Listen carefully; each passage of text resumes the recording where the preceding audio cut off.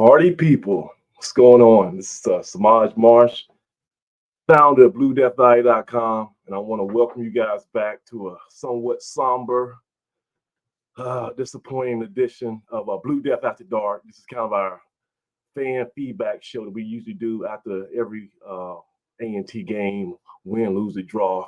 Unfortunately, last night was a loss. I know you're wondering who my guys are, my two co-hosts. Dougie Fresh Brown and Craig Turner, they are coming in on the way. They're kind of caught up real quick, but they'll be in the mix shortly.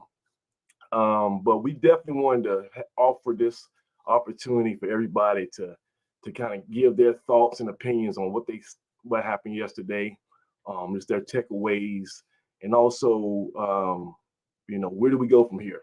Because we got some questions that we got to figure out.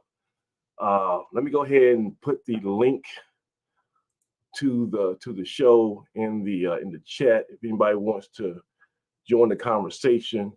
But we're going to be here for probably about an hour and a half tonight, and we're just going to kind of go through things. As you know, yesterday was a 30-16 loss to the hated Buzzards from North Carolina Central. And you got to give them their respect. They came in here and they did what they had to do. They were the defending HBCU national champs. And everyone was kind of wanting to see was that a fluke, a one-time thing, or was their program really on the uptick. And based on what I saw yesterday, unfortunately, they were a class above us. And that's hard for Aggie to admit. I think we definitely got out-coached. We got outplayed. But that's just one of those sport terms you always hear that one team wanted it more. I hate throwing like those type of what do you call them? But whatever that is, I hate using that. But I do believe that there was just a stronger focus and more intensity on the central sideline all evening. And you even saw it in the pregame. Like we said on the show, you can bet your bottom dollar they were going to try to start some craziness before the game, just to get their side buzzed up. And lo and behold, one of the assistant coaches from on Central side, he went to the midfield logo and he started a little commotion, and that kind of kept that thing going for the rest of the evening. We'll talk about that a little bit. But let me go ahead and take a minute I'm kind of on a one-man solo creep right now. So let me go ahead and give you guys, because we definitely want to hear from the fans. I want to give you guys the link to the show. There it is in the chat. Make sure you guys got that. And I'll put that on the Twitter feed right now.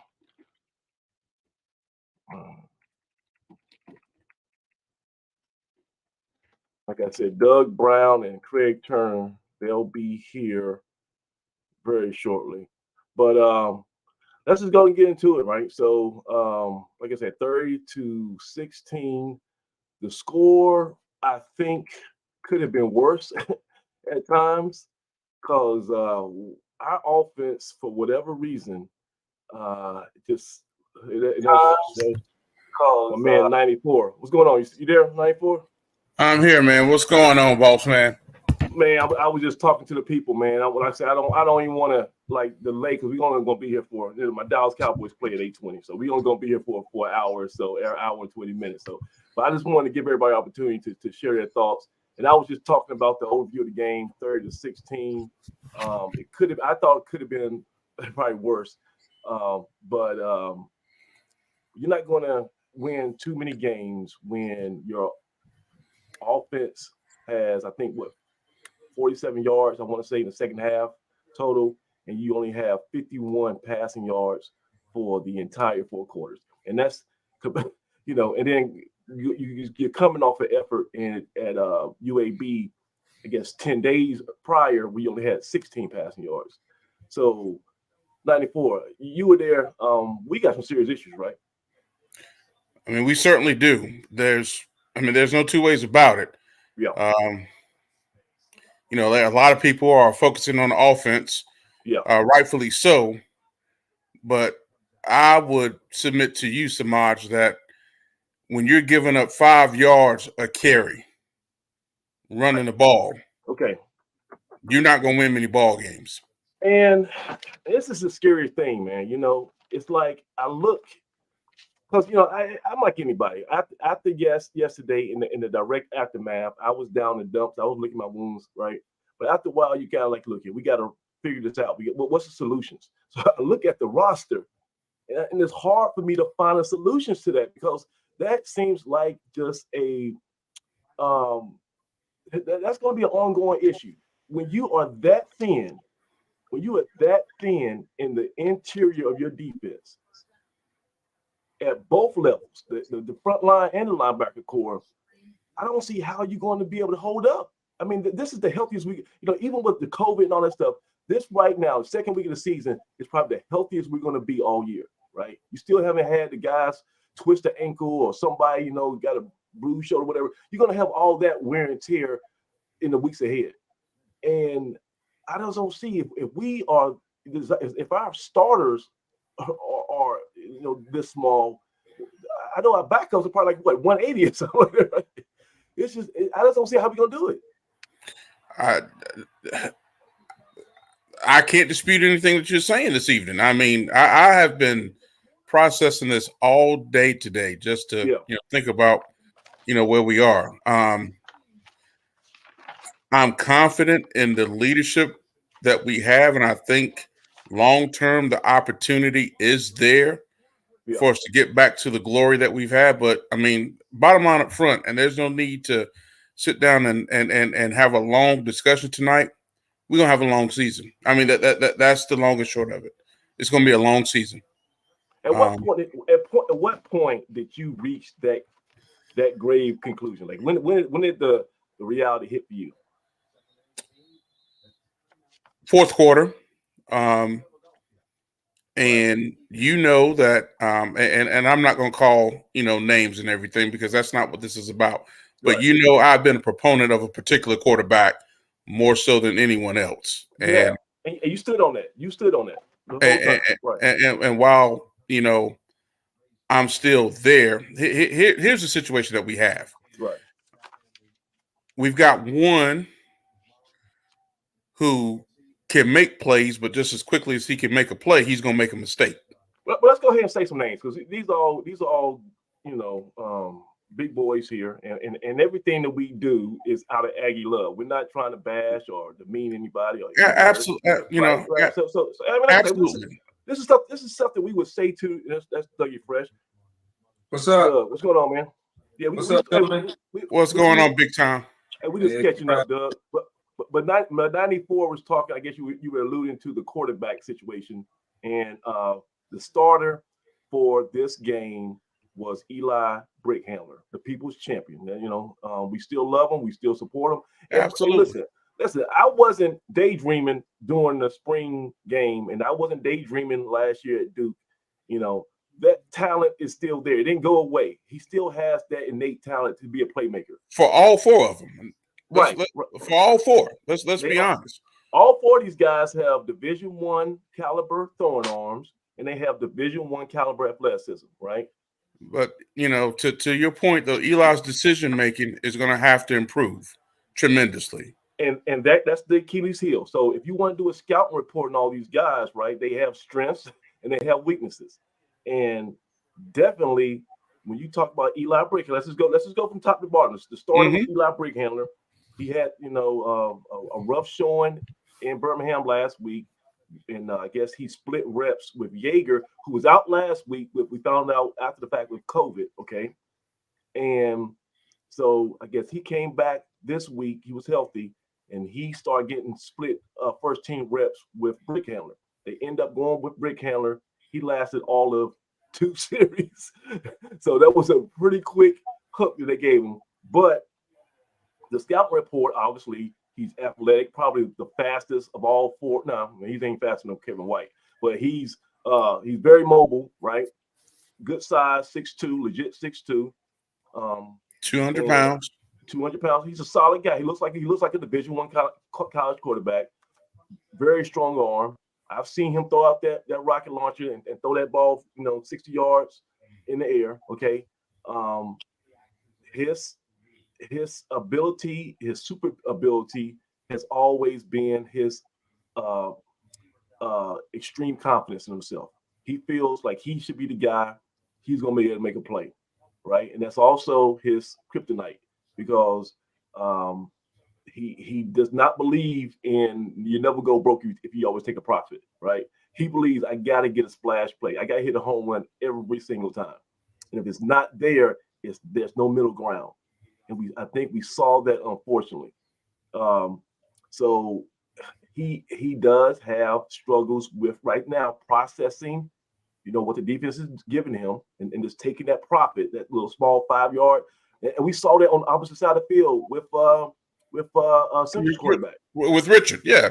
Richard. He didn't do anything, crazy. He was just, hey, I'm gonna throw this little 5 yard slant. I'm gonna throw this angle route to the running back. He'll carry it for 20 yards.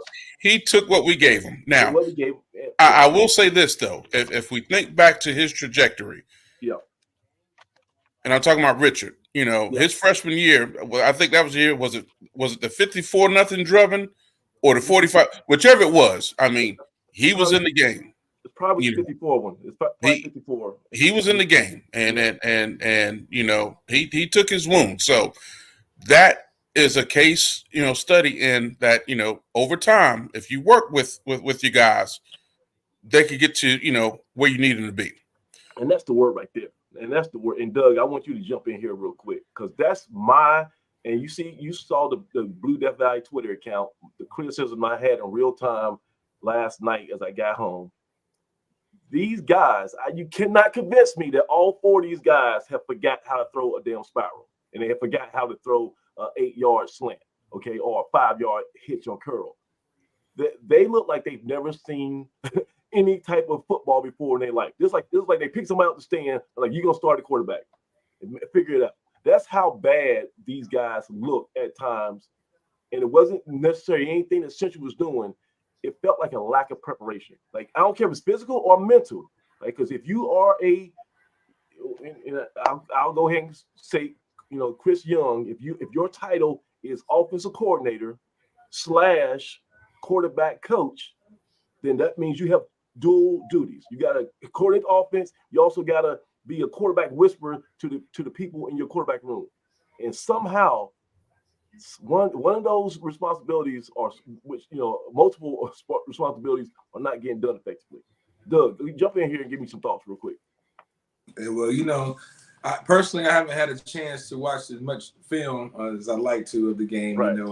Right. Just trying to digest that as much as I can, but I did more of enjoying the game than watching the game yesterday. But you like to go back and kind of see what happened from play to play. I know one of the plays, even on Brick Hamlin's fumble, we had a bust up front, and the guy was on him immediately. And of course, Eli, I'll be the first to tell you, you got to do a better job of taking care of the football. But usually if you go back and look and take a deeper dive into it, it's usually one or two things that took place or something that went wrong, or possibly someone else that made a mistake that initially caused the big mistake. So that's part of watching film, and you try to go back and try to get better. You try to eliminate the mistakes, but ball didn't bounce our way sometimes yesterday, and we definitely got to do better on offense. And I'm sure Coach Brown will be the first one to tell you that we didn't meet the mark offensively. So I don't know what last night. He essentially said that last night. So that's promising. Other thing I do want to say, I didn't mean to cut you off, Doug, but as a receiver, and you know this too, it's more complex than just, quarterbacks ain't getting it done. The receivers aren't getting any separation. They're not getting any separation at all. Hey, the super freaks, man, like you say, and like the criticism, first of all, we lost to Central, so there's going to be a lot of angst in the Aggie Nation no matter what. If that was if the game was 76-75, you still would have a lot of people calling, for somebody to get fired or whatever, because we lost to Central. So there's going to be a natural overreaction just off of that, right? So when you step back and you get sober and you look at it, you still can say, okay, we've got to fix a lot of areas. Our wide receivers, I can't remember. I'm trying to think back because we've been blessed. with Elijah Bell, with Zach Leslie, right? With Ron Hunt. All these guys over the last couple of years have been just bona fide playmakers who you feared. I can't look at one receiver, right, on not two deep roster, okay? Let me read it out for you. Wide receiver, you got Jakari Caldwell. Haven't seen him. Where was he last night? Where was he been all season? Nick's Wild Lawing. Okay, I saw him, and nothing stood out. Amonte Jones, sophomore. Elijah Kennedy, Tamon Cook, also on special teams. Did not really do a lot on offense. Laquan Bene. Okay, these are the two deep at the 3 wide receiver positions. Which one of those guys scares you, Doug, if you're a defensive coordinator? Well, I mean, wide receiver is a dependent position, right? It's one of those things where you're dependent on everyone else in the offense to do their job for you just to get the ball in the first place. So again, you don't call the plays. All you can do is run the route and hope the guy comes your way with the football, and you'll get limited opportunities. But those guys are talented. They're skilled guys, and they're here for a reason. I believe in their abilities, and they're also learning a new scheme, so it takes some time to kind of get on the same page and get a rhythm and kind of get each other figured out. But and those things change. We've had some up and downs with the quarterback position. We know we had some instability. I won't say up and downs, and guys are nicked up and banged up and hurt from here and there. And all those guys are still very young, right? Like, they've only had a few years here on campus, so it's not always peaches and cream. It's not always just a perfect concert, but you keep working and you try to get better and you try to develop more continuity and just more of some fluidness when you're out there, right? You just want to be a little more fluid at times. So I believe in those guys. Fred, you're here now, and I know you had some big time. You had some serious business to take care of, some meetings and stuff. But you're here to kind of hang out. AF business, AF business. But you can take a break to talk to us jive turkeys. And did you come away from that stadium totally defeated like some people, or you say this is just kind of part of the process? It's part of the process. I didn't have a greatest feeling in the world before that game because I knew we didn't match up with Central this year. It was tough. And I think, I have not spent a lot of time commiserating about last night's game because I've been busy with some other things. But just looking at it and going back and running that game back through my mind and looking at a few clips earlier this morning, couple things became three essential things became clear to me. Right. What Doug was alluding to when I came on the air was about not Doug, but Aggie 94 was alluding to was our receiver core does not get separation. Yeah. You want to talk about what's wrong with the passing game.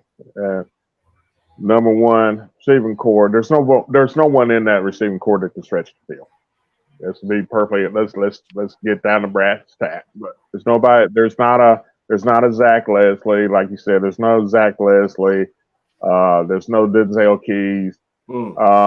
There's no Elijah Bell in that group. Those guys are elite receivers.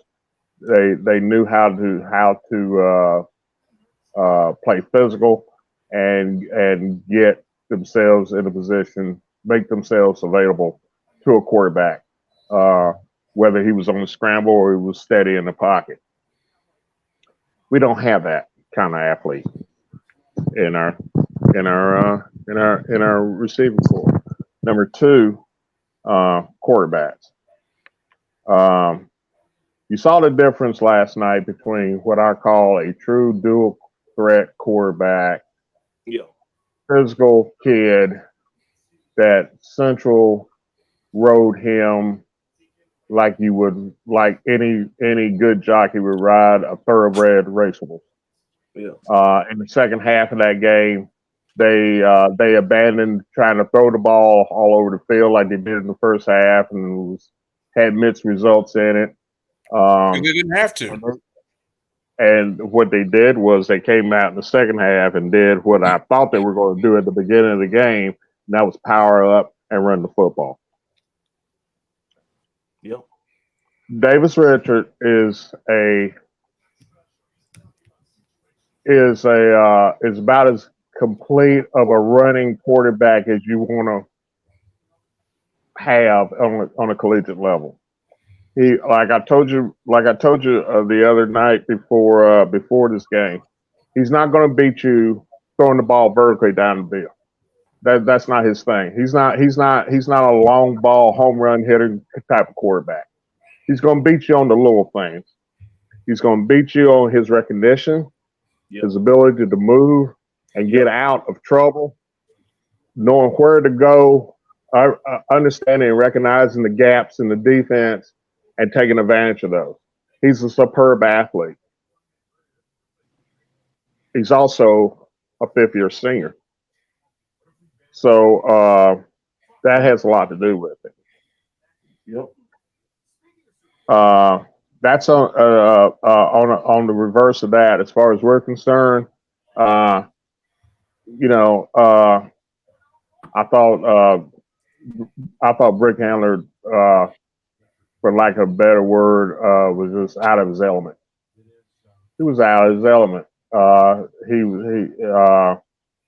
He was trying to do too much. And Craig, it just seems that so we saw a little bit of signs of that at UAB, where he was just kind of not letting plays develop, or just freelancing a little bit too much. I mean, and Coach even said at the press conference, maybe the lights got too bright. But you would think there would be some way that you could get your hands on these guys. You had 10 days since last Thursday, right? You get your hands on him, and everybody in the room say, look, let's calm down and let's simplify things. Let's get back to the basics.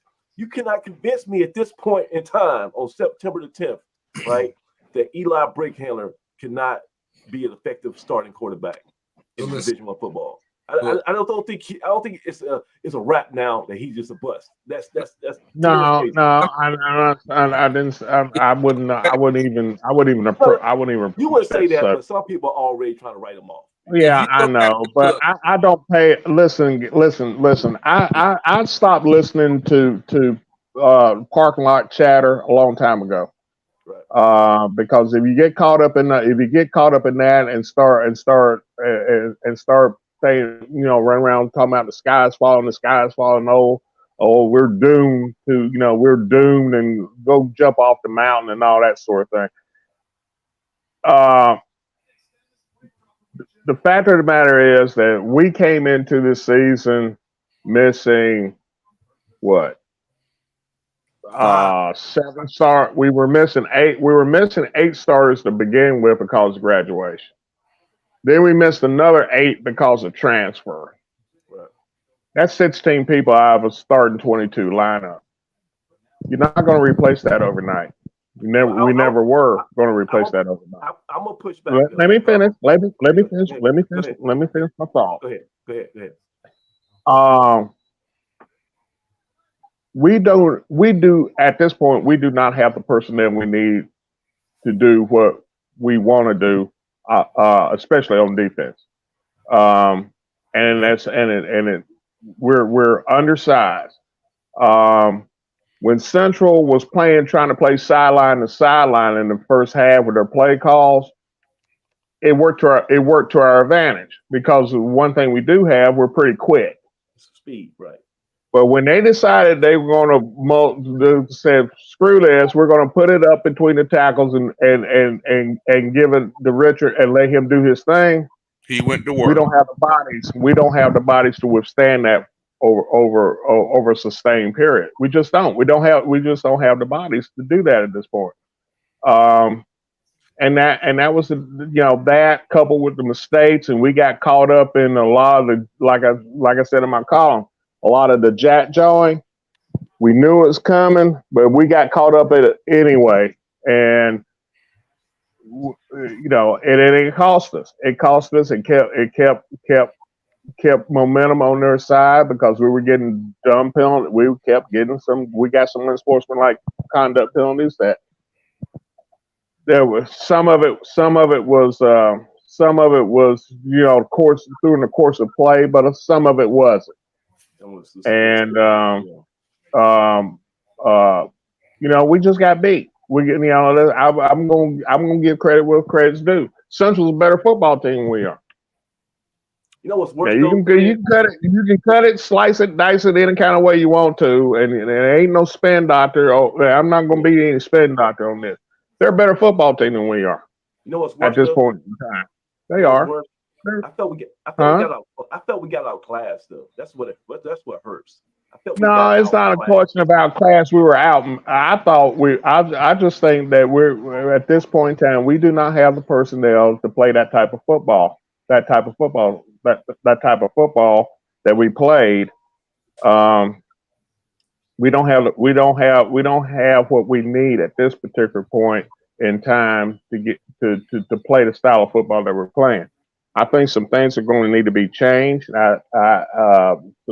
To going forward, I think some things there needs to be certain changes to be made in what we're attempting to do. And what we can actually do versus what we're attempting to do. I think there's the gap. That's where the gap is.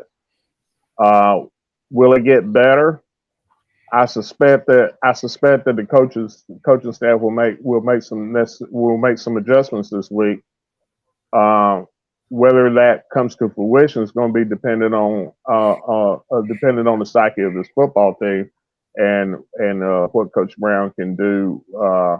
As far as making sure that his guys are, keep their heads concentrated on, and as he said before, don't let this one or two games define us. We were in a similar situation a year ago, where we started off 0-3 and much the same circumstances, and we had that week off, and we came back as a much better football team. And made some adjustments and became a pretty decent team by the end of the year. Whether that happens this year or not, I don't know. But I'm not going to run around with my head on fire, screaming and hollering that everybody got to we need to get rid of this guy. We got to get rid of this guy and take this guy and throw him down to the end of the bench and take this other guy and run him out of town. And everybody hit the transfer portal. That's just emotion. That's the emotion, and then that's what fans do. They rule out. We go by week to week. There's no college football in general, especially at A&T, is no different than what it is anywhere else. You got fans who want to win, and they want to win badly. And when they lose to an arch rival and lose the way we did yesterday, our kids gave, I thought, it's great effort. I thought the effort was there. Definitely. But I agree. Physically, there's some things that we just cannot do. We can't do with the personnel that we have. Right, and that's just the way I see it. Let me jump in here. So real quick. Hey, I got to jump off real quick. Yeah, go ahead. I got to step off real quick. You got to jump off? Okay. All right, come back when you're ready. All right, so guys, so listen. And what you're alluding to, Craig, I'm looking at the depth chart that was in the game notes. I don't know if y'all see that. The depth chart is in the game notes the last 2 weeks, right? Yeah. Starting defensive tackle, Henry Daniel, right? I guess I hope that's a misprint. Let's say it is. He's listed at, I guess, 235. That's scary. He got to be. Let's say that's 260. Let's give him 15 pounds. Say that's 260 as a defensive tackle. Nose guard, Christopher Abraham. Let's say 255. Let's hope that's a misprint. If it's a misprint, we got to get that cleaned up because it makes me feel bad when I look at that. That's the stuff that I don't see how we can fix that. We cannot fix that right now. And if we run a 3-man front like we still are trying to do, you're going to get worn down.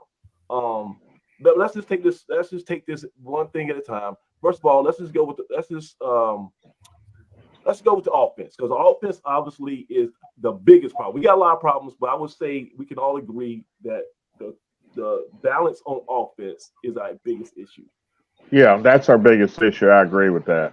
Okay, so let's look at the let's look at this. The second drive of the game that we had last night. Actually, feels like 10 years ago. To think about this bad boy. The first drive we had last night against Central, and this is when I think they forced the punt, and then both teams had 3 and outs, and we got the ball back. And let's see what we do with it. First drive, Central. Got this messed up. Actually, let's just skip that because I can't even find it now. No, that's not it. Here it is. Drive. Both teams open up with a 3 and out. Brick Handler, quick drop, tosses it to the wing, and it's intercepted. A free pass into the end zone. So first time we get the ball back, and that kind of set an omen. Luckily for us, they were lined up all sides, so we got kind of a do-over. But this was not a good throw by any means. No. Like I said, we came off an ugly series, right before this, and I guess Eli is kind of pressing at the same time he's losing a little bit of confidence. You kind of see it in his body language. He's losing a little bit of confidence, right? And quick drop, tosses it to the wing, and it's intercepted. Two things you can't be in college football as a quarterback. You can't be late, right? And you can't float the ball. That's two things you can't do. That's a recipe for disaster. And you see how Central's playing that bad boy. That whole looks like the 20-yard line going to the sideline. That's an area to get you a quick little out route in there. This is Chris Young is actually trying to give Eli an easy throw just to get his confidence under the belt, right? But you still gotta get your feet set and throw a Division I football. Drive. Both teams open up with a 3 and out. Right there. If you run a quick out, that's gotta be completion, because there's nothing but space and opportunity. Brick Handler, quick drop. And he throws off his back foot and just floats it up there, and that's not going to happen. Tosses it to the wing, and it's intercepted. A free pass into the end zone, and the Eagles strike first. In front of that, it's going to be Manny Smith, the pick 6 for the Eagles.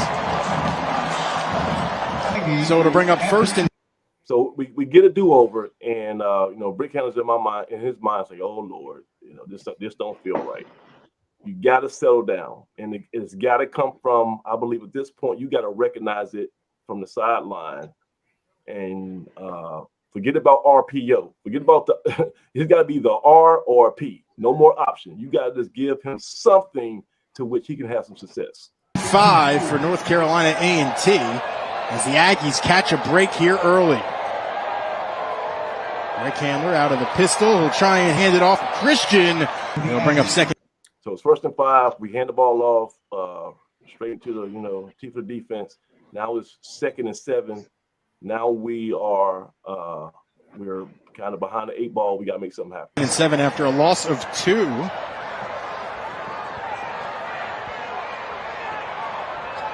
Play action, Brick Handler, and that one in and out of the hands of Khalil Baker. He has been able to sniff out. And I'll break it down a little later, maybe on Wednesday night, but that's just really poor throwing fundamentals. His feet are not great, and he's just, that ball just drifts on him.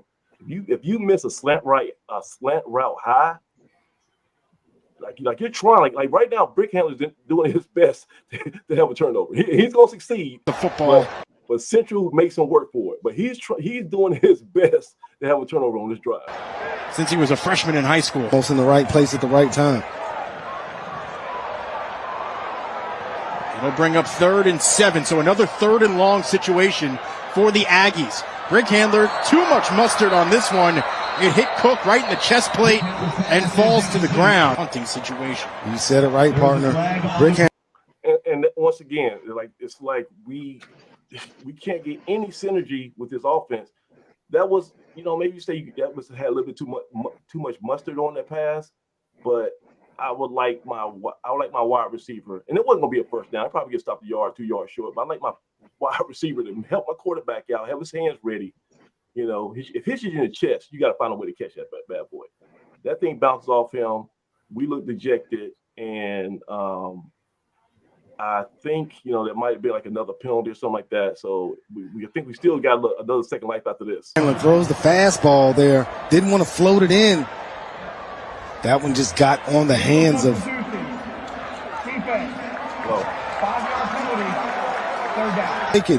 Take advantage of this. Yet another opportunity on this drive. The Aggies going with the jumbo package. The handoff to Graves. Finds the crevice up the middle. And he's across that first down marker. Let's just say that. And listen, time and time again, that's been the one thing we've been able to get bailed out with. We said it last week, guys. We said, I don't care what the scenario is, that running game is going to be there. And it's going to be there next week at Elon. It's going to be there for the rest of the season, unless these guys get injured. But we got so many guys, I still feel like Charlie Dixon can step out right there and do the same thing. So the running game is the one constant that we do have, right? So let's not mess that up. We got the running game, but that can't be the only thing. And we found that out when Central just load that box heavy in the second half and said, nah, we're not even giving y'all that. But once, we had done nothing pass-wise on the first 2 drives of the game, yet we still got a first down here, right? So let's see what happens. The clock moves on the new first down rules here in college football. It'll only stop on a first down in the last 2 minutes of each half. The handoff to Graves, and he'll barrel his way just north of. Another strong run, and right now you're 0-0. We're moving down the field, matriculating down the field, moving chains. Everything is all good. Only thing that would kill us is what? A turnover. That's not something struggle. The 35 yards. Spent the last 4 years as the defensive coordinator at William & Mary. Real successful career there. Coach is really focused on building. Last week at UAB for a total. Here we go, 3rd and 5. All we got to do is make a quick look. We still got some space. Look at the top of your screen, right? They're playing press coverage at top, but that slot receiver, both those guys in the slot are got some space. So you can do something right here to manufacture an open 5-yard pass. But you gotta understand what's going to be the defense is going to give you, and you got to pull that trigger quick. You can't overthink this. Stay long, stay wrong. Total of 10 yards for the Aggies. I know he was pleased about that. As Brick handler will send 3 wide receivers to the top of the screen. Pocket collapse. Right there. What are you doing? Take the sack. If anything, just take the sack and punt. I don't understand what the upside was. Like, what were, and we're going to lift, I promise, by the end of the night, we're going to lift Eli Brick handler back up. But we got to address some of this stuff. Like, when you get in that situation, what was going to be the upside? You're going to throw the ball 50 yards on your, falling backwards for a touchdown? That was nothing good that was going to come from that. Let's take that thing and take a sack and live to see another day. And I think this was his last, possession of the game, because the coaching staff realized that, like, you can't beat us. Like, we need you to help us win, but at the end of the day, you can't be one of the reasons why we're, behind. So, that position has got to we got to protect the football, right? His ball is knocked loose, and it's picked up by North Carolina Central. So that was the second drive of the game for A&T. Real quick, guys, before I let some of y'all in the, I see we got a bunch. We got a full house tonight. But I want to go to our special guest, our VIP. He was on our show a couple weeks ago, talking about his legendary career as a edge rusher for A&T. And so, you know, he's pretty good on the mic on the spoken word circuit for the comedy clubs. He's been, you know, he impressed me because I went back after we talked to him and I did some research, and like, this dude legitimately is funny. He has you know, some good stand-up material. But he wants to talk about last night's game. Let me bring in our guy, Mr. Need No Introduction, Jermaine McDaniel. Jermaine, what's going on, man? You're mute. Can you hear me? Unmute yourself. There you go, man. How y'all doing? Man, we all right. We trying to figure things out. So man, like, real quick, I know you're busy guy, so I wanted to talk to you. We gotta get some perspective from a former player.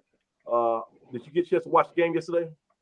Yeah. I watched a good part of it. I watched about every bit. Like, I was in between that and these other college games, but I definitely had my eye on the game the whole time. But man, where you want me to start at? But hey, you can start where you want to, man. Let's just start on the defensive side of the ball. We talked about the offense, but are you discouraged? Are you worried? How do you feel after the first two games of the season with that Blue Depth defense? I'm not discouraged. I'm not worried at all. I mean, man, shoot. Like I said last night, man, I tweeted out, like, man, shoot, we was in the championship game last year, but we started out down 3-1. Like, you know what I'm saying? Everybody counted us out the first 4 weeks. So, I mean, right before the conference, right before the meat of the schedule really starts, you know what I'm saying? So, it's just the first two games, man. I mean, you really got to, like, I know, you know what I'm saying, like, expectations should be high. Like, that should never change, like, especially in Aggie-Land. Never change the expectation, but people really got to understand, like, you know what I'm saying, please, you know what I'm saying, understand the variables that's in place, you know what I'm saying, the change of variables that's in place, and things that, you know what I'm saying, got to gel together, you know what I'm saying, like, against UAB, an FBS team that, you know what I'm saying, scheme, like, you can't look at the scheme, you can't look at none of that, you got to look at individual play, you know what I'm saying, like, how do guys compete on an individual level when it comes to those type of games, man, like, if you're looking at the stats or the box score, you're gonna be disappointed. I'm just flat out tell you. I mean, unless you know what I'm saying, it's just something special that happens, you know what I'm saying, that special does happen. I mean, but most of the time they schedule FCS teams for that reason, you know what I'm saying? We should be competitive, but when it comes to different, like, there's different things that takes place that adds up to the score that people don't see. So when it comes to games like that, you got to look at the individual matchups. And, you know what I'm saying, there's times where, you know what I'm saying, guys going to get better. You know what I'm saying, the first game of the season, they shook it out. So that's, like, I'm going to just point, like, one little thing out, like everybody seen Janai something to miss that little pick six. You know what I'm saying? Like, he going to make up for that. You know what I'm saying? Like, it don't matter you playing Alabama or you playing Shaw University. Like, that play happens, that's a pick six. You know what I'm saying? Everybody knows that that's the individual thing that, you know what I'm saying, you got to look out for, you got to watch. And he's going to get better on that. Like, so that's what should be seen at the UAB game. Like, how did guys play individual? How did guys compete? You know what I'm saying? But when it comes to this game right here, this central game, the second game of the year, I'm not discouraged, I'm not worried because, I mean, you got to understand, man, like, and I'm just tell y'all, like, this is the insight that I'm giving y'all. Like, look, hats off to them other guys. Hats off to Central, man, because you got to understand, like from the defensive side of the ball, our defensive coordinator, my defensive line coach, Courtney Cord, he is the defensive coordinator for Central. So just let that be known. And listen, he's a dog. You know what I'm saying? Like, that's just point blank simple. No like, doubt. A dog as a coach, he's a dog. Like, that's him. Yeah. So, you know what I'm saying? That whole coaching style takes over the same type of mentality. Like, listen, they coached me my last All-Star game, like Legacy Bowl, they were the coach stuff. So I got to know them a little bit to know, like, okay, this is how the other side is. You know what I'm saying? And hey, like I said, the other side kind of tough.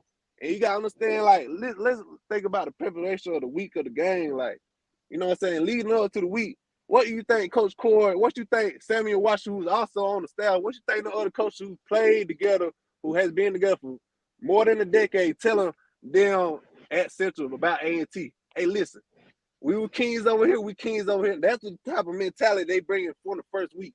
Now, this ain't gonna knock the Coach Brown. What you about to say? No, but like yesterday, I mean, to your point, yesterday, Tony McCray, he's an assistant coach on that sideline. He was feel the me main like same one. thing, like Coach McCray, He was the main one on the 50 50-yard line, causing havoc. Exactly, like cause they got a dog in the fight. You know what I'm saying? Yeah. They personally have a dog in this fight. They ain't no knock to Coach Brown. They ain't no knock to our new coaching staff. They, you know what I'm saying? What? I mean, shoot, it ain't like I know not to them is like, you know what I'm saying? It's a special week to them too. They're part of the coach, they're part of the fight, but at the same time, like how, like, you know what I'm saying, coming from a transfer who came in middle of my career, you know what I'm saying? Like when I first played Central, I'm like, I'm glad like everybody hype, but you know what I'm saying, at the same time, like I have to make myself hype because I don't understand the magnitude of this game until I really was there. You know what I'm saying? Until I saw it for myself. Let me ask you this, Dan, because I just want to get just one quick question from you. So like, I'm wearing this shirt right now, Doug's Dudes, right? And Doug's, he'll be back probably in a second. Who are some guys that you saw last night that you left feeling encouraged by? Like, man, I don't, you know, we might be down right now, but with these dudes, who the way they're playing, that we gonna be back up sooner rather than later. Because I saw one guy, Cole. I saw him yesterday, number 8, flying around. I loved his energy. He was making plays. Prunty had a good game, I thought, last night. You know, from doing what he was asked to do, totally kind of shutting down his guy. Who were some other guys that stood out for you last night? Like those guys you mentioned, like Cole. He's a energizer bunny. He's always gonna be there. He's always gonna be around to play. And KP, you know what I'm saying?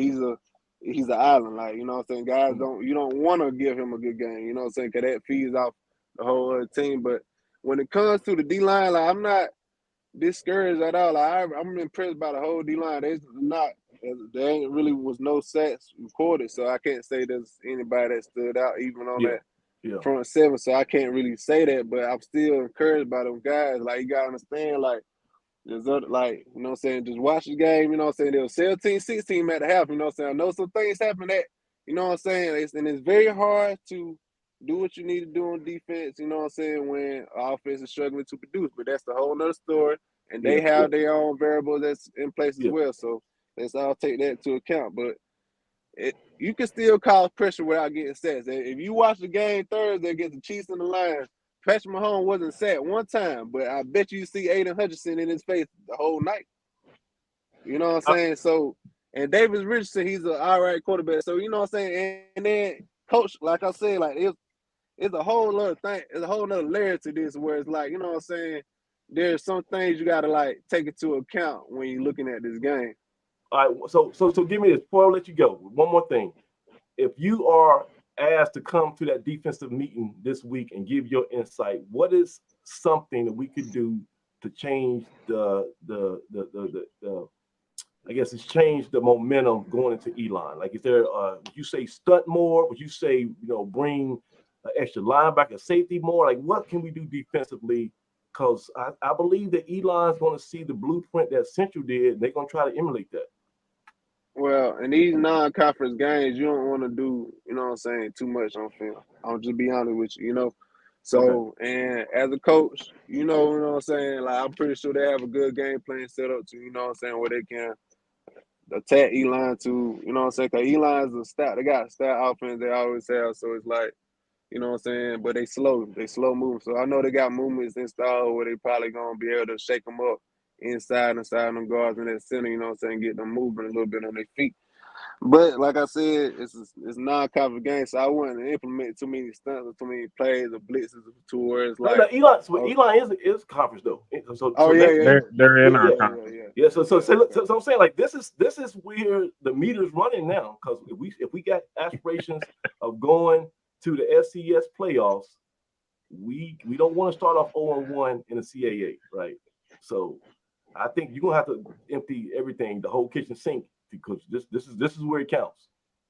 Shoot, take back everything I said. I thought they was what other conference that thing is? I thought they're in that other conference over that's the Big South. Big South. Nah, not them, but whatever other conference. I ain't think they was in our conference. Yeah. SoCon maybe, but they in the CAA, so we gonna see. SoCon, that's what I thought. Yeah. So I guess you're gonna rechange that and say let's go full throttle, huh? I mean, then like you said at first, I was stunts. Like I like personally, like stunts get sliding off their feet, so I would go in with that. You know what I'm saying? I wouldn't like, you know what I'm saying? Like I trust our back end, but I want, and I trust our front seven. Like I said, you can't sacrifice. I wouldn't sacrifice the back end to add another. You know what I'm saying? Blitz anything. I'll just, you know what I'm saying, do more stunts. We got guys that can move. You know what I'm saying? If anything, just do not blitzes. But more like the 4-man stunts instead of like just inside game stunts, where it look like it's a blitz, but it's not. It's more disguised. I do do more things like that, give them different looks, but I wouldn't not know. There's a lot of other things you can do to cause pressure other than blitz, sacrificing that back end.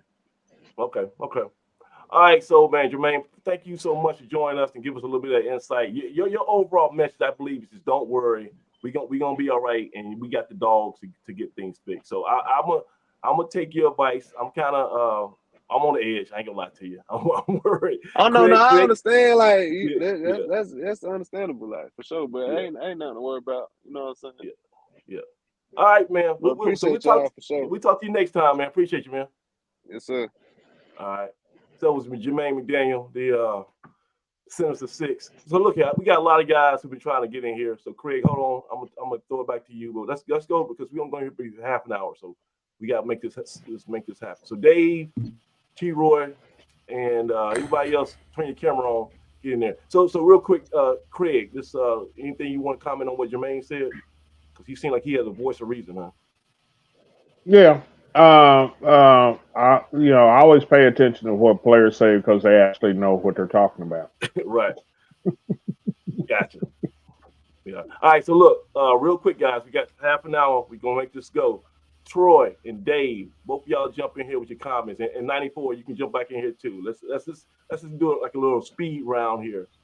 Everybody was at the stadium. It was so cool seeing you in person, Dave. Absolutely, man. Likewise, I got to meet Craig too.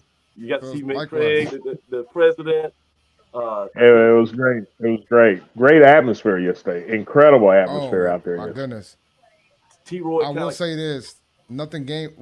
Attendance-wise, man, like, we got to put the numbers out and see how many people attended the game. Because I guess the box score showed 0. Somebody asked me. No, they got to fix that. I was looking at the data. Yeah, I told them, just say approximately 20,000 because it was pretty much close. It was a sellout. It was a sellout. Yeah, it had to be. And then T-Roy was acting, he was acting like he had some control. He wasn't, harassing people and asking the wrong type of questions. He had a little bit of chill, so that was good. Anytime T-Roy is in chill mode, is always a pleasant environment, man. Let's be clear here. That's not true. I was harassing Eagles all over the place. But okay. Actually, I got a conference call I need to get on. And I wanted to get on it and make this comment. Okay. If anything is a concern to me, it's our blocking schemes or our offensive line blocking in the pass game. I kind of thought against UAB, it was because they were bigger, faster, stronger, more talented than we were. But yesterday, Central, they got pressure on us with 3-man fronts. So I think that's our place because if we can't throw the ball, the run game is going to get bogged down like it did in the second half. And then we're not going to keep the ball, and it's going to put our defense in harm's way because, we already know we're young and light in our defensive tackle, interior defensive line. So if we don't figure out a way to get blocking better, we're going to be in trouble because I think those quarterbacks can make the throws, but they're young already. And so if they're getting a lot of pressure, they're going to probably break down a lot more than a more experienced quarterback would do. So I just wanted to make that statement before I go. Okay. All right, Troy. Like I said, it was cool seeing you, man. And are you gonna be at Elon next week? Yes, sir. I'm on schedule for everything but Rhode Island right now. Okay. Right. So depending on where we are. Yeah, if we're in the running, I might make that trip too. Hey, Troy. Before I let you go, let me ask you, Troy. Hey, Troy. So who you starting at quarterback next week? Yeager, definitely. Brick Hamlin. You going back to Brick Hamlin? Yeah, I don't want to name names here, but I'm gonna go back to Brick, and then if he doesn't get it done, I'll consider. Well, I tell you what, I don't want to say names because I think there's somebody I wouldn't play at all. But yeah. So you want to play Kevin White? No. That's not the one. You want to play Hooker? That's not the one. You want to play Jaeger? Do you want me to say how many quarterbacks you got now? Yeah. I'm really concerned about Jaeger's passes and how on time they are. Low passes behind receivers over there. Right. I just don't see his accuracy as being great, and that's everybody's a work in progress. I don't think we're in making some major indictment by saying all 4 quarterbacks have a lot of room to grow. So I think that's and I think all of them have that potential to grow. It's like we've got to do it fast though. We've got to speed this bad boy up. All right, so you got to go, Troy. Yeah. Well, let me say this. I've seen a lot. I've seen him play last year. I've seen him in spring game, fall practice. Last night, low throws behind. So I don't think his timing his accuracy is what it needs to be. But okay, I gotta go. Not so. Yeah, appreciate you, man. All right, so Dave, you there? So let's go back, man. We talked about this a lot at the end of the game at Doug's tailgate, and it was me, you, and was that Blackfoot on the board.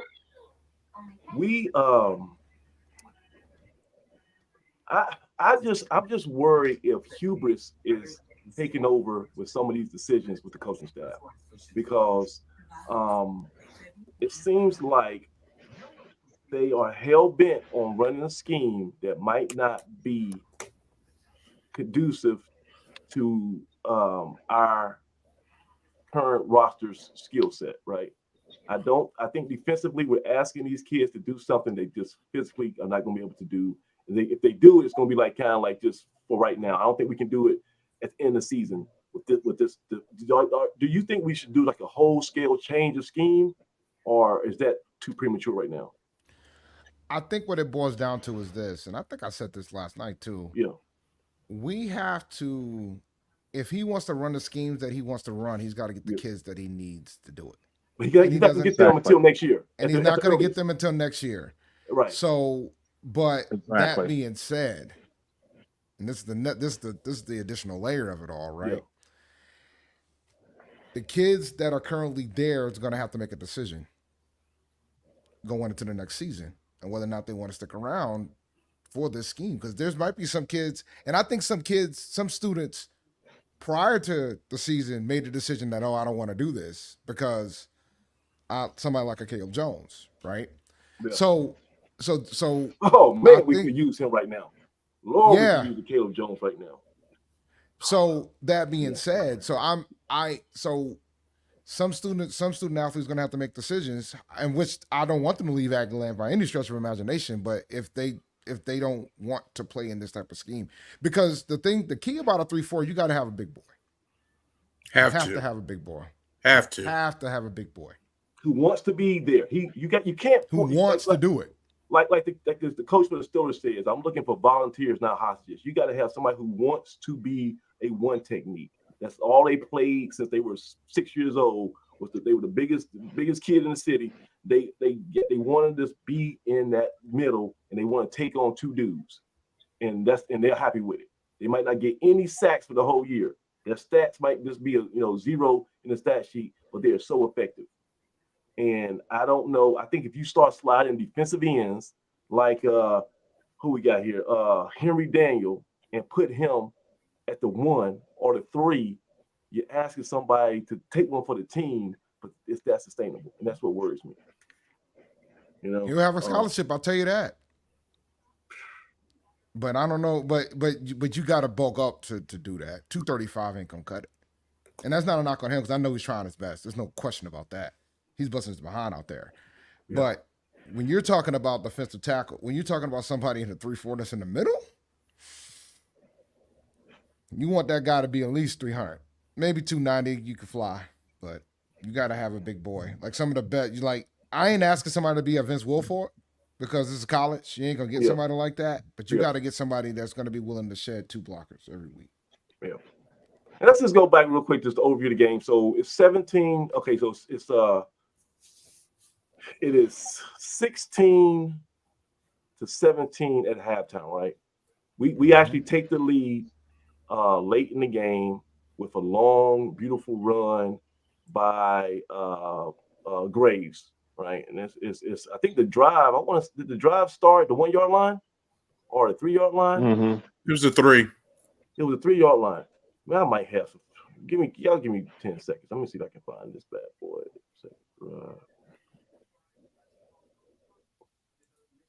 Let me see if I got this bad boy. On the east side of the city, as it'll be 1st and 10 for North Carolina A&T. Jaeger to the boundary.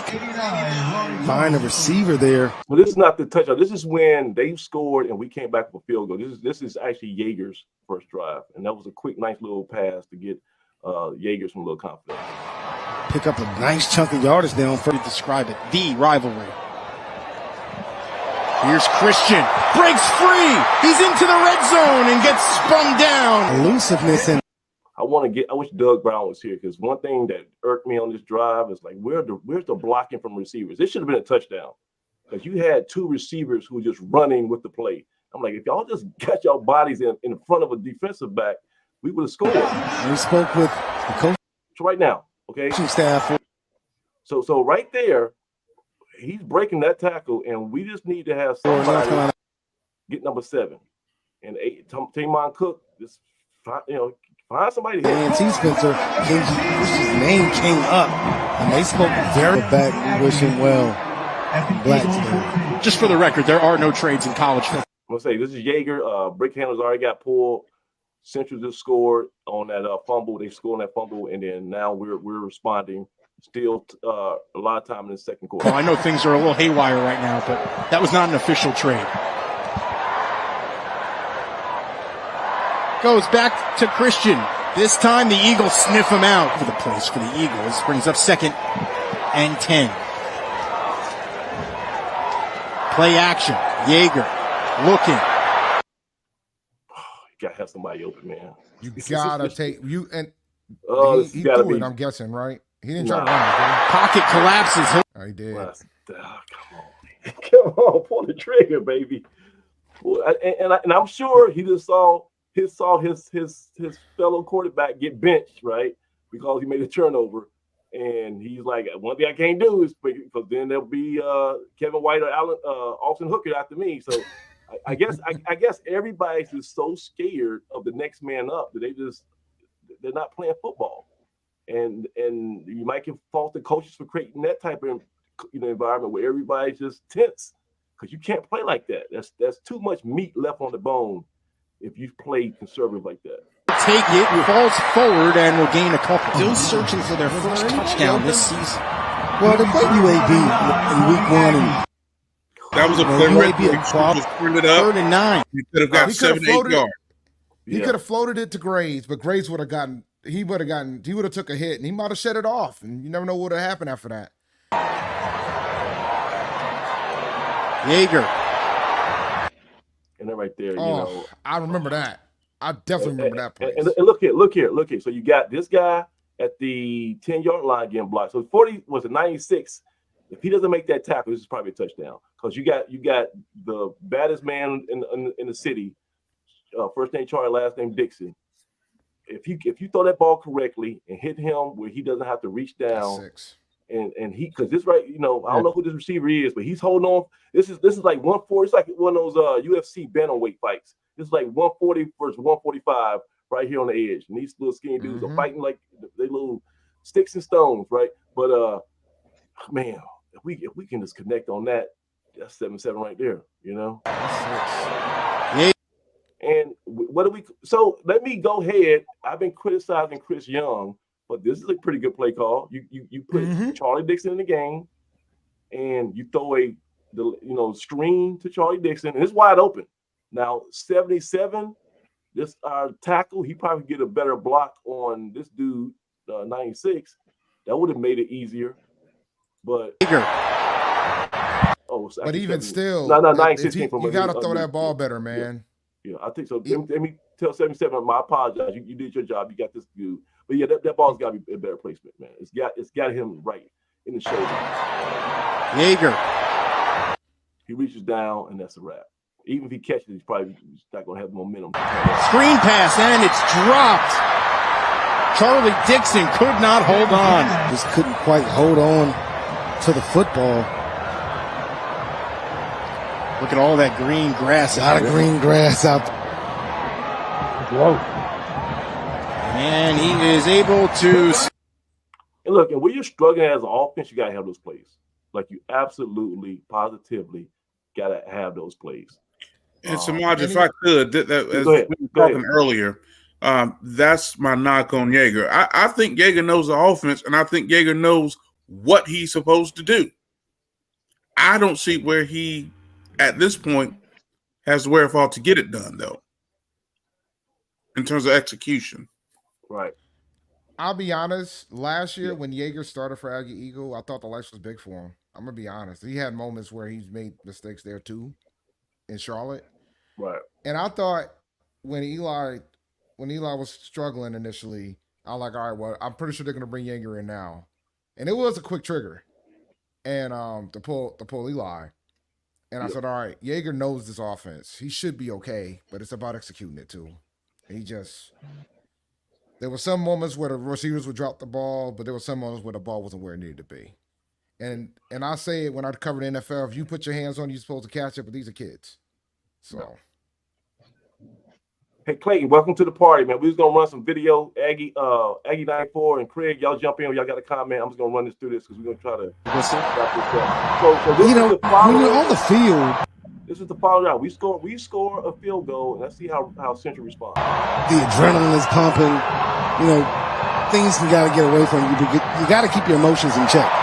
Collier able to haul that one in. He's still going and is tripped up. And so that came straight from the sideline. This is what you call great coaching, great scheme, and a great veteran, like you said, Craig, a great veteran leader behind center. So right now we're trying to regain the momentum, and they're trying to put a stop to that. They're on the road. They need another splash play. They don't want to go 3 and out again and give us the ball right back. And so instead of having Richard throw the ball, 40 yards downfield, make a big splash play, they scheme open angle route, Texas route. You guys like to play Madden, where the running back goes to the outside, kicks back in underneath. He's wide open in that seam, and he's one of the best athletes, and he got the ball in his hand. The adrenaline is pumping. Things you got to get right there. He makes that little break. The middle is open, right? Get away from you. You got to keep your emotions in check. Collier able to haul that one in. He's still going and is tripped up at the. Just like that, you flip By the field. way, yeah. Longest pass play that was the longest pass play for Richard in that game. That right there, and that was a simple angle route to what the running back. You didn't have to throw it to a receiver. You just threw it to your backfield mate. 30-yard line. Almost takes it to the house. A house call. Just a simple angle. 1st and 10 for Central. Collier gets the call. You're going to see a pattern here. It's Collier, Richard. Collier, Richard. They're not doing anything fancy. 2 best playmakers, make sure they get the ball. So 43 yards on this drive, all credited to Latrell Collier. Off to Taylor. Goes right through the middle. He stood up. Forward prop. 5 yards. Richard. Keeper. Turns the corner. Design run. And I hate to say it, 94, he could have had it all anytime he wanted. Anytime he wanted last night, if you had a quarterback power, he was going to get 4 or 5 yards anytime. There's nothing we can do about it. But that's Davis Richard, too. That's what he does. Right. That's what Richard does. That's what he does. That's what he does. That's what he does. He ran for 95 yards. He only threw for like $127. Yeah. So and 2 touchdowns came from the run. He didn't throw a pass a touchdown on us. That's just spins what he does. Yeah. Out of trouble, takes a big hit from Cole. The handoff to Collier, lowers his shoulder, and he's met by 4. Came up with a fumble recovery, short field, took advantage of it. Does A&T have a response? 2nd down, here's Richard. Floats this. That's a pretty tough pass because you fake that handoff, then you got to backpedal. You got to have balance. You still got to plant your foot at some point. That's not. I know it looks easy because he's wide open, But that's a tough, and they say on the same type of mechanics of what we tried to do, when we tried to throw that on that screen, we threw it to the ground and he dropped it. This is a perfect ball placement. This is what we should have done for Charlie Dixon. Second down. Here's Richard. Look where he throw the ball at. That ball's right by his shoulder. You don't have to leading the receiver. He's leading the receiver. This and now he got momentum. One near side. It is. And they inside. Complete. It's like a tale of two cities. You see what we need to do. We see what the difference is between having a veteran and somebody who's inexperienced. Richard has a wide open eagle in the flat. It was Twan Flip Jr. And a safe pass at that. Collier finds Peter. Easy money. Touchdown Eagles. Easy money. And so that was actually, let me go back to that. So should be a great halftime. So that they got that touchdown, but look at this response by Tamon Cook. And I'm not gonna get on my pay grade here. Doug does Doug's dudes, right? But I think Tamon Cook needs to be a special team dude because he was the gunner on kickoff coverage, and he was also a playmaker on this kick return. So Damian bleed late. So you got to make an entrance in these type of This is an entrance. Up 14-3.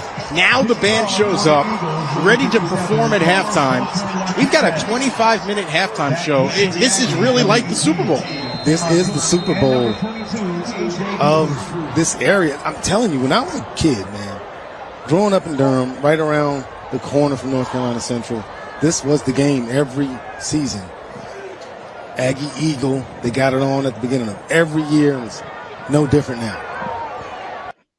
Maybe one of the worst kicks I've ever seen. What were they trying to do here? Were they trying to? I don't know. I can't think what Central was what their plan was by kicking it high and short like that. Tamon Cook grabs this one at the 20.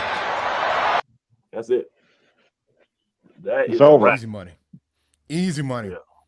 Easy money. It felt like Central didn't even have 11 guys on the field. That was just so wide open. He's got some space down the sideline. Cook to the 25, 20, 15, 10, 5, and into the end zone. Touchdown, North Carolina A&T. And that's the special play that you were talking about, Damien. Tamon, he done. And Cook, all he needs is a slither. Somehow, guys, they blocked the extra point. I swear, from my standpoint, he was offside. That dude. He was offside. He was offside. I thought I was the only one that saw that too. Oh man, I was like, he was way offside. I knew they was gonna kick that again. There was no doubt in my mind. They were like, oh, go ahead. I'm like, hold on a second. What about that penalty? So they end up blocking the kick, and now the score is instead of 14-10, it's 14-9.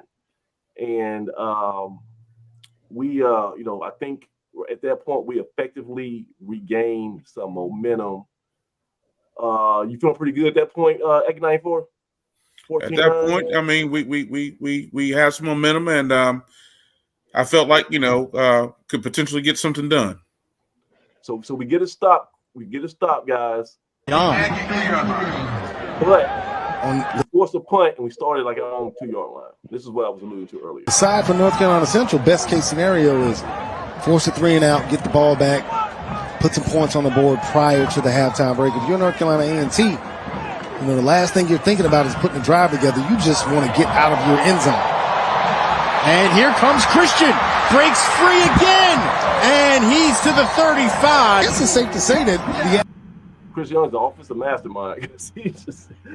He designed a 35-yard run by just handing the ball off of the middle. And, I guess that goes for Grown leading the way. And you got some guys pulling. But this is just all Christian, man.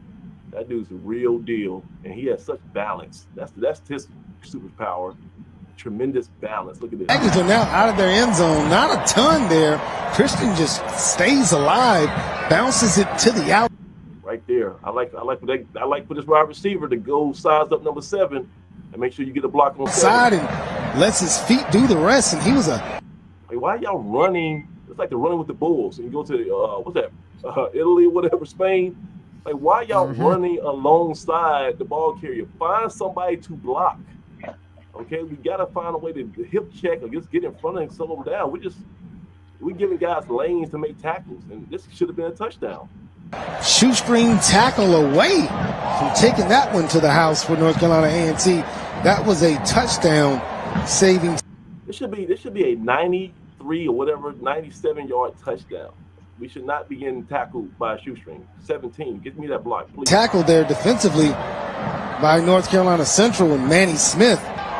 Graves back in. Outside, he gone. Yeah, and once again, all we're doing is just running inside zone, and that thing is popping out. Takes the handoff, breaks free, has some room through the middle to the 20, the 10, 5 and into the end zone. 2 plays, we didn't throw a pass, and we covered 98 some yards. That's crazy, and that's what's going to happen once again. I'm going to repeat myself. All year, we're going to have this running game. If we just find a semblance of a pass and attack to help it out, we could be dangerous. And we can give our defense a little bit of pressure. Give some extended, 10, 11 play drives. The defense could be on the sideline, right? And they can catch their breath and figure out their strategy. But when they go 3 and out, 3 and out, 3 and out, even here, it was too fast. It was too fast. It was great. You see here again. But it was way too fast, man. Because 2 plays. The defense still plays. Not a lot going on. Just stays alive, and Graves, not known for his speed, runs away from. They go block with the Tamon Cook. Let me give you props on a great block. That's why we scored a touchdown. When the wide receivers blocks, we get in the box. You block, we get in the box. That Eagle defense, good block downfield by Tamon Cook to help Graves into the end zone. And I mentioned he's a 1 foot, put your foot in the ground. Love that Tamon Cook. Doug, hell of a block, bruh. I'm telling Doug, I'll make sure you're one of his dudes, man, because you play special teams and even downfield blocking. That's good. And go, but great block there at the end of the drive. Touchdown in overtime against. But like to your Craig, they got a veteran, and Richard's not going to go into the halftime down if he can do anything about it. Jackson State last year in the Celebration Bowl to win it. Richard to the outside.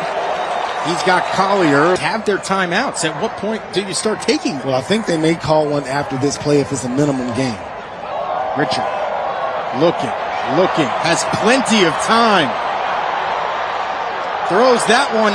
It's a good throw. It's in traffic and it's right on the money. If you throw that thing a couple of feet behind, it's an interception, or pop up in the air if something can happen. Threw it right on him, called it. Good play. And it is complete. 3rd and 1. The handoff to Collier. He's got more. Breaks free down the sideline and is angled out of bounds at the 37. We got to tackle. We didn't tackle great in the second half. First half was pretty good. Second half, you saw a lot of missed tackles. Well, there's actually an extra second on the clock. It was supposed to be 56 seconds. Richard running. Oh, man. When he retreats, man, you're like, oh, my, your heart starts pumping. When he's out the pocket, he's special, man. Oh, when he's out special. The pocket, yeah. Oh, he's special. He is I special. told you. I know y'all don't. I know a lot of folks in the chat don't understand, but the kid is special, man. I'm telling you. Yeah, you have to keep him inside the hashes. You got to keep him inside the hashes. Keep him in the pocket. If you let him get outside of those hash marks, he will eat you alive, and that's exactly what he did.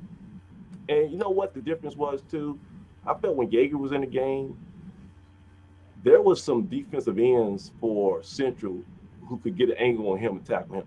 When Richard got outside, he ain't exactly the fastest guy in the world. That's what I'm saying. Jaeger ain't exactly the fastest guy in the world. But you saw the difference. When Jaeger was trying to roll out the pocket, he was getting tackled by a defensive end. When Richard runs out of the pocket, I don't care who we had out there, he was getting outside. Like the only thing we had was maybe a safety coming down, but there was nobody in the front 7 who was fast enough to catch him. And that's why these plays got extended. For his life, throws down the sideline and completes the pass. That one hurt too. So they made a 6-7 yard completion. And then we got 15 yards. Can't have penalties like that. Come on, we gonna get on Coach Washington and all in the previous regime on dumb penalties and costly penalties. That was a dumb one. It's not a good look, Coach Brown. We got to clean that up. We try to go in the half and force a long field goal or a punt. We give them 15 yards in crucial moments.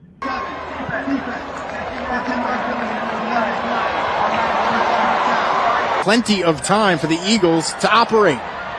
Collier in the open field, breaks free from the first tackle, and now steps out of bounds. 7 on the play clock. Richard, under pressure, throws to the end zone, and it rolls off his receiver. I got to see how good of a pass this was. Like, you're talking about, this is like Pat Mahomes type good when you talk about rolling out the pocket on the sideline and still throwing a dart. The hold there, so. Yo. He was open and he knew it, bruh. Listen, this is elite. First of all, you got to have the cojones to attempt this, right? Because I don't think right now we have the confidence that our quarterback to even attempt this throw. He has the arm strength and the confidence to throw it. And look at the ball placement. Like somebody, I don't know, it was you, Dave. Somebody said this guy's gonna play on Sundays or whatever. He's gonna get a chance. And I was like, man, you crazy. But I'm telling you, this is a special play right here. This is a special play. As well that in. Look at that. To add to that, man, the only reason why he's probably not going to get drafted is because how deep the quarterback class is coming up this year. If this was like 2 years ago, he would easily been drafted. Look at that ball. Man. Look at that ball placement. Look at it. You can't place it better. As well. Look at that. As Warner vision may have been blurred there by the defender. He catches the ball as a touchdown. Richard, plenty of time, lofts it over the middle, and that was kind of a bad throw, but one bobbled and out of the back of the end zone. And so that was a set up a field goal. We go down. We were fortunate to keep them to a field goal in that drive, bro. I'm gonna keep it a buck. We were very fortunate. Yeah. All right, so guys, we're gonna go rapid. We got about 5-6 minutes left. Everybody, give me final takeaway, man. Clayton, you want to join? You got any thoughts you want to join in on? I know you were at the game yesterday. Any final takeaways, man? Okay, I was not at the game. I did watch it on. I watched it on TV. Oh, yeah. Real quick, what was your thoughts on the Flow Sports stream? How did you like the production value? I actually thought the production was pretty good. Okay, and it cost about what? It went out on me one time. Okay. I clicked out of it, and got back in, and I didn't have any more problems. Do you know how much you paid? Did you pay like what per month, per year? How much? No, I paid per year. I got a problem with that. I'm trying to get up with them, but I paid $150. Ooh, man! Did you go through the CAA conference site, or did you go directly to Flow Sports? I went straight to Flow Sports, and that's why I got a problem. Yeah. So I'm trying to get that rectified. Yeah, you got to go through the CAA website. Okay, all right. I appreciate that because I didn't do it till yesterday. It'll save you $50. I mean, it's $99 a year to the CAA site. That's what I thought. Okay. Yeah. Well, I'm trying to get that rectified on tomorrow. It's like 12. I think it's $12.50 a month. You go monthly. I'm not sure. I paid yearly too. Like they took my money. I think they took my money with the lower rate too. So really? I'm thankful. Okay. I paid $95. It was $95 last year. Yeah. Okay. Well, I was disappointed. I was disappointed yesterday because we lacked discipline. I think we took a step backwards. Yeah. With the discipline, that included the penalties. Yeah. I think we let them bait us. We didn't buy in Birmingham. They tried to bait us in Birmingham. We didn't buy in. Yeah. We bought in to the chippiness and got into chippiness this time. And it hurt us. Eight penalties for 85 yards. Eight penalties for 85 yards. They had 2 penalties last. And then they had 4 penalties for 30 yards. So they knew they were doing. They had self-control, but they knew that we knew exactly what they were doing. They was hoping that we would lack self-control, and it ended up working, especially like on those third downs, Right. So and then we lacked discipline on the field, So that's why I was disappointed. I still think we have better talent. We still don't have an offense as far as a passing game and no balance. So until we get that fixed, I think we're gonna have problems. Defense stayed on the field too long; they got worn down. And those are my observations. I still don't think the season's lost. Yeah, we had the same problems last year, and I think the game in North Dakota State turned our season around. That's my opinion. Because we went up there. I think we went up there. We found out that we could actually play with these guys, even though we got beat. Yeah. Came back, played against Duke, played well, but we learned how to play a little bit better, and we took off from there. That's the way I looked at it from last year. Yeah. The only difference would be, I would say the talent. I say the talent level was much greater after North Dakota State and Duke, and when we came back and played, I think South Carolina State the first game. Was it? I think it was like a kind of a drop off, and we felt faster. But like we're going from Central to Elon, I'm not sure how much of a drop off that's going to be. I think that's going to be pretty comparable. I think Elon, as good as Central, some people believe they are, and they're ranked in the top 18, 20, whatever. Elon's going to be a force too. So you're going to have to figure it out. Yeah. Yeah, the talent we're playing against is going to be greater. I agree with that. I'm just saying I thought we started playing better after we came back from North Dakota State. So hopefully we can turn around. They got a lot to figure out between now and Saturday. So. Yeah. 94. Yeah, anything you want to put into the coach's mindset as they prepare for this game plan this week? I mean, I think the main thing is just to continue trying to think about. You got to think about the future, but I mean, you also have to think about what can we do to put our guys in a winning situation. And I think Dave was really hitting on to something right now. Hubris is going to have to go out the window. Let's really try to find ways to play a style of football that will give our guys the best chance of winning. And use his words. I mean, he said that. That's not anything that we came up with. He said that he wanted to put them in a situation to utilize what they do. So let's see that. If it's a 5-man front on defense, so be it. Let's go. But I think we've got the right man, but I think it's going to take us some time. And unfortunately, we're going to have to be patient and let it work. Yeah. All right. We have to be patient. You ain't kidding, man. You got to be. Because I looked at this schedule. Yeah. And if we can't find a passing game soon,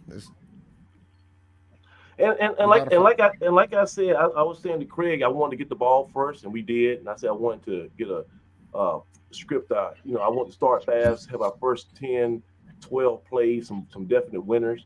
I think we're going to have to go back to the basics, man. And I think we're going to have to, literally go back to the basics with footwork, with fundamentals on this throwing motion. I think everything's out of whack, and we assume that we were a little bit further along at the quarterback position than we were.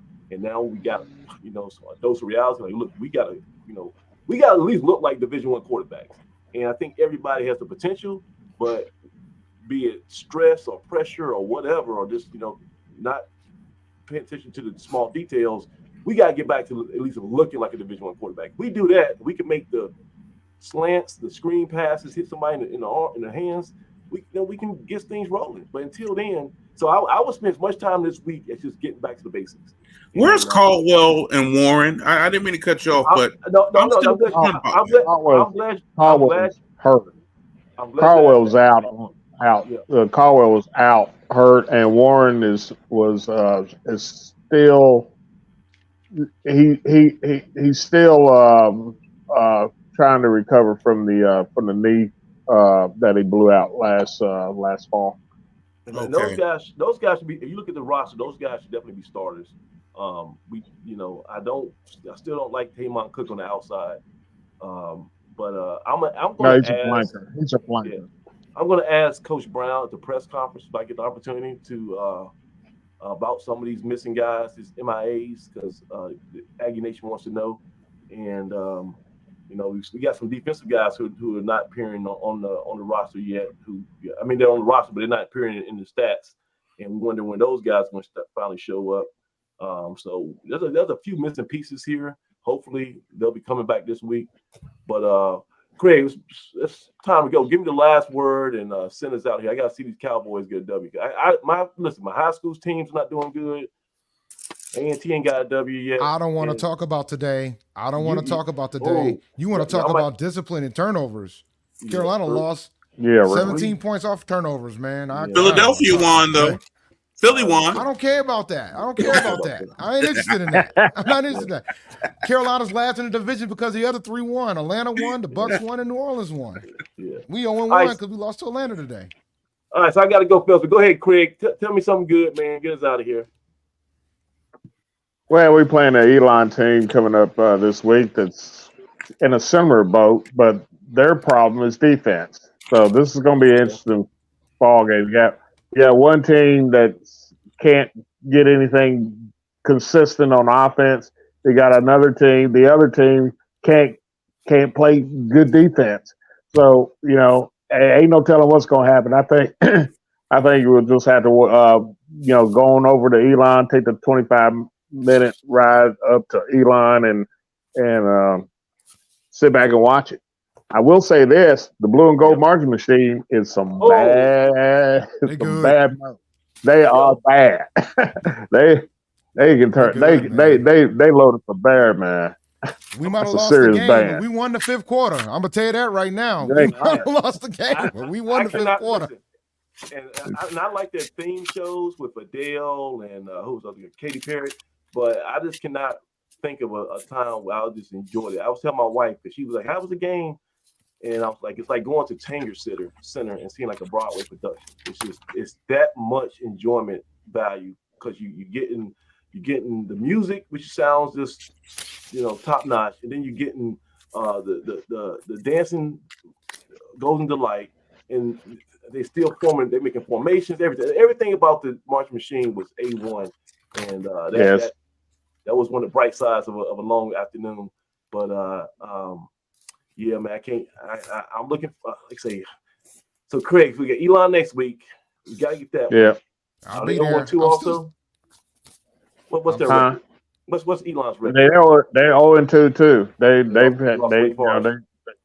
They lost to Gardner Webb yesterday, and they're 0-2 too. Okay. But they got defensive problems. We got offensive problems. It'll be an interesting matchup. See who comes out on top in this one. Okay.